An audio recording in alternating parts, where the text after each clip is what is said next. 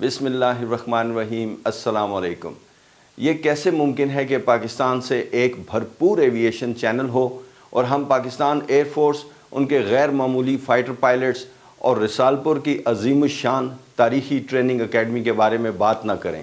آج میں Pakistan air force کے دل باوقار ادارے رسالپور ٹریننگ اکیڈمی میں سخت تربیت اور بھرپور روایات کا اپنی آنکھوں دیکھا حال اپنے انداز میں آپ کے ساتھ شیئر کروں گا انشاءاللہ۔ اس اکیڈمی کا سٹے ایک پرجوش اور یادگار تجربہ تھا۔ اکیڈمی میں قدم رکھتے ہی مجھے فخر اور مقصد کا شدید احساس ہوا، جو میرے لیے بہت فیسینیٹنگ تھا۔ اس اکیڈمی میں وزٹرز تو عموماً سالانہ پاسنگ آؤٹ پریڈ دیکھنے یا کسی کیڈٹس کو ملنے کے لیے آتے ہوں گے، جبکہ آج میں اس عظیم الشان اکیڈمی میں ایز انسٹرکٹر آنے کا اعزاز حاصل کر رہا تھا۔ الحمدللہ اکیڈمی میں داخل ہوتے ہی مجھے سیریمونیل سرگرمیاں جیسے کہ پریڈ اور ڈرل دیکھنے کو ملی۔ اپنی کرسپ یونیفارم میں ملبوس کیڈٹس اپنی سخت تربیت، پریسیشن اور کوآرڈینیشن کا مظاہرہ کرتے ہوئے نظر آتے تھے۔ فضا ہم آہنگ مارچ کی آوازوں، مارچ کی کمانڈز اور ڈھول کی تال بھری آوازوں سے گونج رہی تھی۔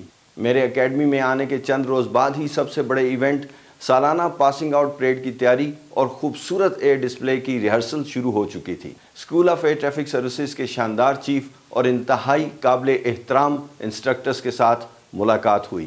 Pakistan air force academy Risalpur کے افتتاحی ریڈار کورس کے شرکاء جو پاکستان ایئر فورس اور ایک دوست ملک کی ایئر فورس سے تعلق رکھتے تھے، ان سے تعارف ہوا۔ اکیڈمی میں داخل ہوتے ہی مجھے قریب ہی واقع ٹریننگ ایئر فیلڈ پر دل کو گرما دینے والی طیاروں کی گھن گھرج سننے کو ملی۔ میں نے اسلام آباد ایئرپورٹ پر ریڈار اپروچ میں ڈیوٹی کے دوران اسی اکیڈمی سے آنے والی ٹریننگ فارمیشنز کو اکثر ہینڈل کیا تھا۔ کئی ہوائی جہازوں پر مشتمل یہ ٹریننگ مشنز ایک لائن سے اسلام آباد ایئرپورٹ کے اوپر آتے اور انسٹرومنٹ اپروچز پروسیجرز فلائی کرتے ہوئے اسلام آباد airport run way per touch and go کرتے ہوئے خوشی خوشی واپس رسالپور چلے جاتے۔ یہاں آنے کے فوراً بعد ہی رسالپور ایئر فیلڈ کے کنٹرول ٹاور میں وزٹ پر لے جایا گیا۔ اس کنٹرول ٹاور کا ماحول بہت مصروف اور بھرپور ایکسائٹمنٹ لیے ہوئے تھا۔ میں سول ایئرپورٹ کے بیک گراؤنڈ سے آیا تھا اور آج میں خالصتاً VFR اور high speed jet flying activities کو ہینڈل کرنے والے کنٹرول ٹاور کو وزٹ کر رہا تھا۔ مجھے یہاں کی ورکنگ پر بریفنگ دی گئی۔ کچھ دنوں بعد ہی سالانہ پریڈ اور فلائی پاس کی تیاری شروع ہو گئی۔ زبردست ماحول تھا، ہر طرف تیاری کا سماں تھا۔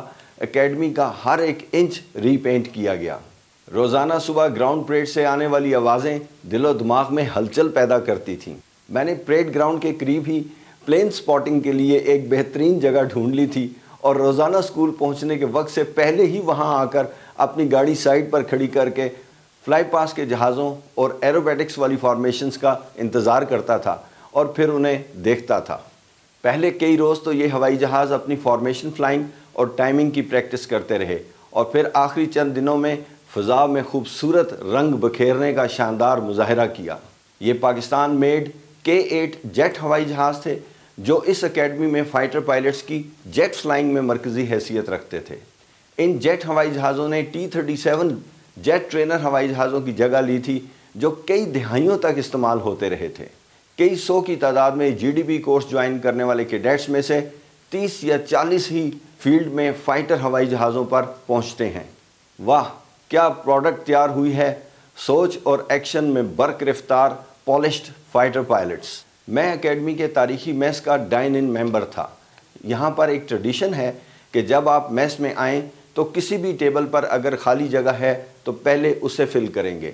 اس طرح مجھے روزانہ نئے لوگوں سے ملاقات کا اور گپ شپ کا موقع ملتا رہا۔ یہیں پر مجھے F-16 اور میراجز کے پائلٹس کے ساتھ ملاقات کا موقع بھی ملا۔ اس ڈائننگ ہال اور اس کے کوریڈورز میں دیواروں پر تاریخی تصاویر دیکھنے کو ملیں، جس سے یہ پتہ چلا کہ یہاں کی ہسٹری کیا ہے اور کس کس شخصیت نے اس ہال میں ڈائن ان کیا تھا۔ یہ بہت فیسینیٹنگ فیلنگ تھی۔ School of air traffic services میں جب میں نے تھیوری کی کلاسز ختم کر لیں تو پریکٹیکل کے لیے ہم سب ریڈار سیمولیٹر میں آ گئے۔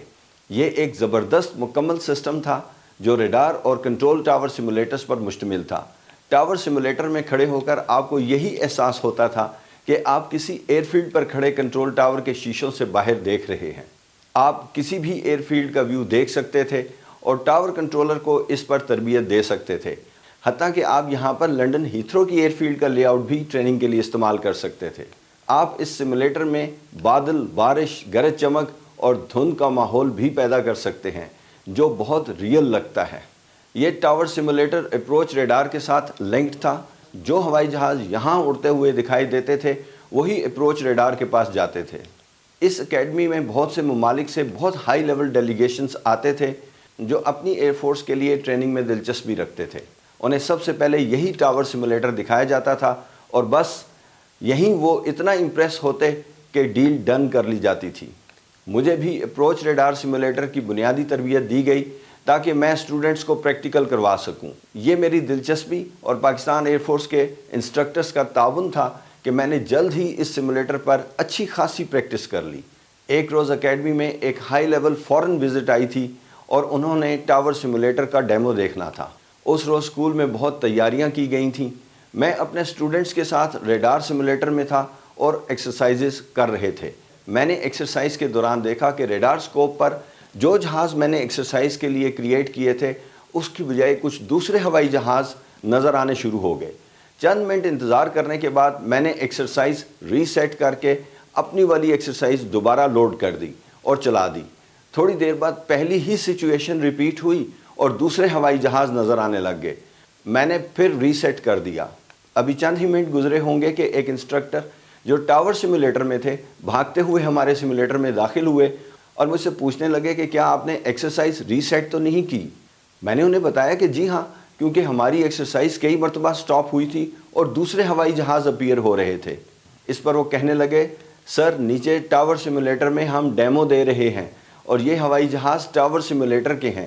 ڈیلیگیشن، اکیڈمی کے چیف اور بہت سے مہمان وہاں پر کھڑے ہیں اور ایکسرسائزز 2 دفعہ بریک ہو چکی ہیں۔ پھر وہ کہنے لگے کہ مجھے خیال آیا کہ کہیں ریڈار سیمولیٹر سے ایکسرسائز ری سیٹ نہ کی جا رہی ہو، تو میں آپ کے پاس چیک کرنے کے لیے چلا آیا ہوں، تو اب آپ پلیز اس کو ری سیٹ نہ کیجیے گا۔ یہ میرے لیے ایک انتہائی شاکنگ اور ایمبیرسنگ سچویشن تھی۔ میں فوراً اپنے اسٹوڈنٹس کے ساتھ سیمولیٹر سکرین چھوڑ کر پیچھے ہٹ گیا اور میں نے ان سے کہا، مقبول صاحب I'm very sorry، مجھے یہ پتہ نہیں تھا۔ اس پر انہوں نے کچھ بھی نہیں کہا اور جلدی جلدی نیچے چلے گئے۔ یہ بہت گڑبڑ ہو گئی تھی، لیکن آفرین ہے پاکستان ایئر فورس کے افسران کی کرٹسی اور ہاسپٹیلٹی پر کہ کسی نے مجھ سے ایک لفظ بھی نہیں کہا۔ بعد میں نے ان سے پھر سوری کی تو انہوں نے کہا کہ سر آپ کا کوئی قصور نہیں ہے، آپ کو دراصل اس فیچر کا پتہ نہیں تھا۔ میں آج بھی رسال پور اکیڈمی میں گزرے ہوئے مہینوں کی بھرپور صبحیں اور شاموں کو یاد کرتا ہوں۔ میں روزانہ راولپنڈی سے رسال پور اکیڈمی اپنی گاڑی پر براستہ پشاور موٹر وے جاتا تھا اور راستے میں ریور انڈس کو کراس کرتا تھا۔ سردیوں کے دن تھے اور دریائے سندھ کے اوپر اور اس کے آس پاس بہت گہری دھند ہوتی تھی۔ دریائے سندھ کے بالکل ساتھ ریسٹ ایریا تھا جہاں میں روزانہ اپنی گاڑی ایک ہی مخصوص جگہ پر کھڑی کر کے بہت خوبصورت ویو دیکھتا اور اپنے ساتھ لایا ہوا شاندار اور لذیذ ترین ناشتہ تسلی کے ساتھ انجوائے کرتا تھا۔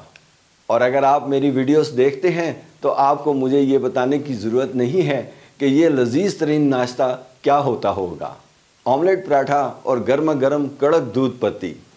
نیکسٹ ویڈیو تک کے لیے اجازت چاہتا ہوں۔ اللہ حافظ۔